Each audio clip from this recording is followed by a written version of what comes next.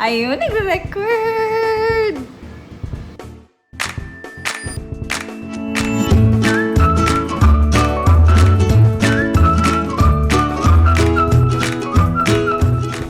Hello guys! Welcome back to our channel. Sobrang tagal kong hindi nakapag-vlog, so ngayon na lang ulit. Actually, paalis ako ngayon, so get ready with me. And nakapag-foundation na ako, medyo may redness ako dito, oh. Ingay ng sasakyan. Ayan. So, yun nga, nakapag-foundation na ako using my Holy Grail, The Face Shop Waterproof BB Cream.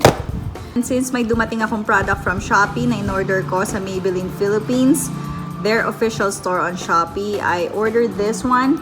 It's the Maybelline Instant Age Rewind Eraser Dark Circles Treatment Concealer. So, I will test this out the whole day. Ayan, it comes with this glass bottle and this applicator. And I actually have no mini tripod on my phone right now. So, nakapatong lang siya sa makeup kit ko. Ayan, let's open this. I have redness here, so hopefully matakpan siya ng concealer. Ayun. So, there you go. I got the shade Sand 122. Ayan. Let's try this out. So, i-twist daw to. Paano ba? Ayan. So, sana tama yung ginagawa ko para lumabas yung product, no?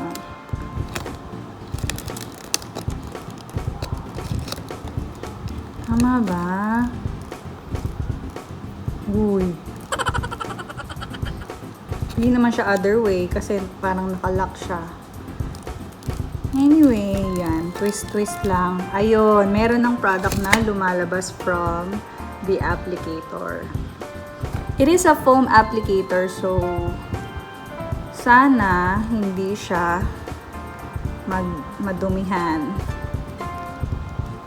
Pang-apply lang naman to. Of course, I'll be using a concealer brush. So, let's apply this now.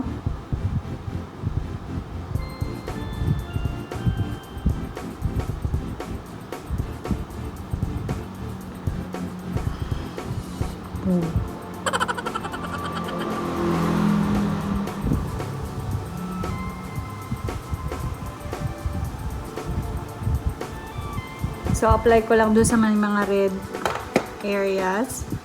And then, yan. Close mo na.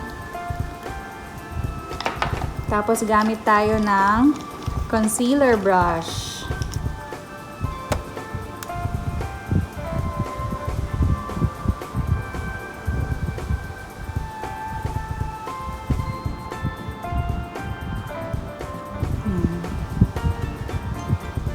Pwede na naman gumamit ng sponge if you like.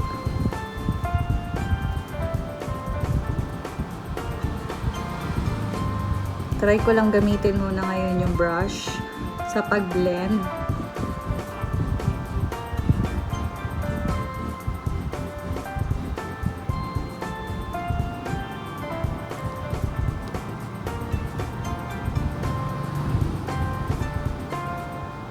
Nilalagyan ko na rin yung eyelids ko.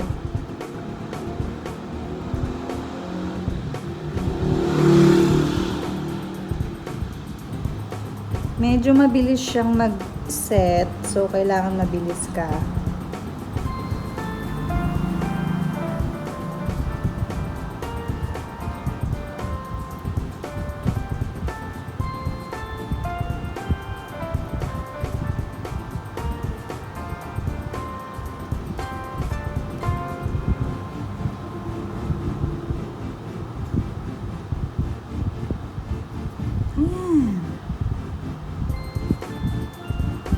I'll be using my damp sponge just to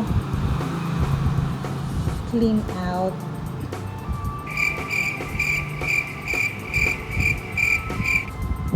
yung mga brush lines.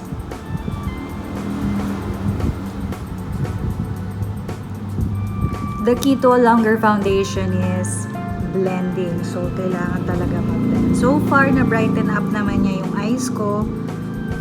Ayan. So, tingnan natin yung longevity. Actually, maganda daw to eh. This Maybelline Instant Age Rewind because it's a treatment concealer which has goji berry and what's that? Haloxyl. Ayan. Ayan, okay naman na siya. Ayan, set na natin with powder. I'll be using the Nichido Final Powder in Ivory Glow.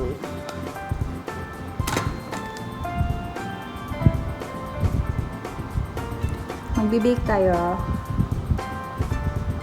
para lang mas matagal.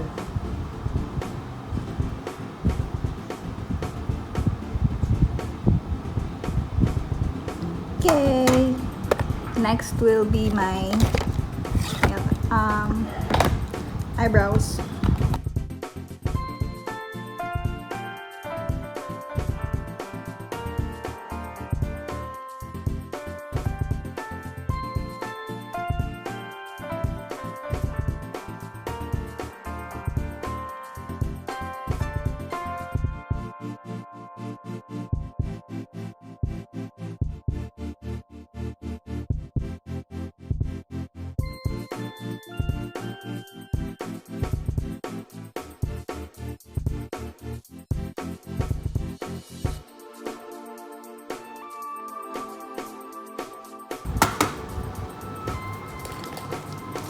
And then, since it's just a regular day,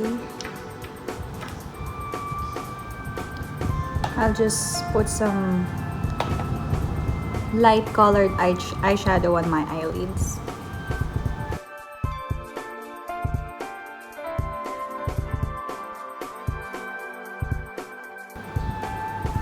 Anyway, nag-eyeglass naman ako so hindi nakikita yan. Just to give a little bit of color and shine, I like shimmery eyeshadows. And so we will apply our blush.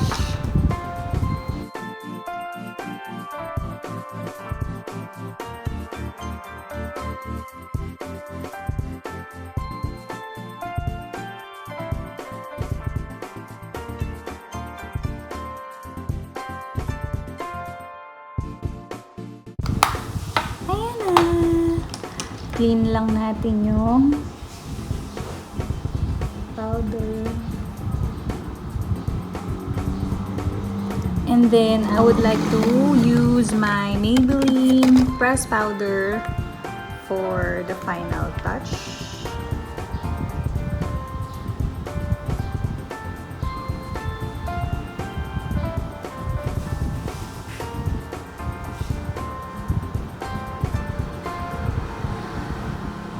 Ang ganda nung concealer.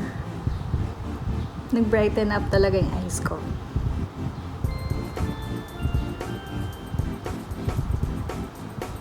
Ayun. Of course, sa neck lagyan na rin natin.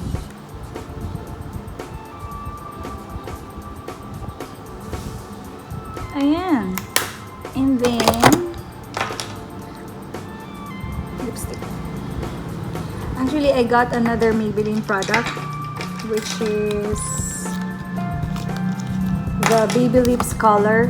Since minsan nagda-dry yung lips ko, and since may color tong lip balm na to, it's very nice.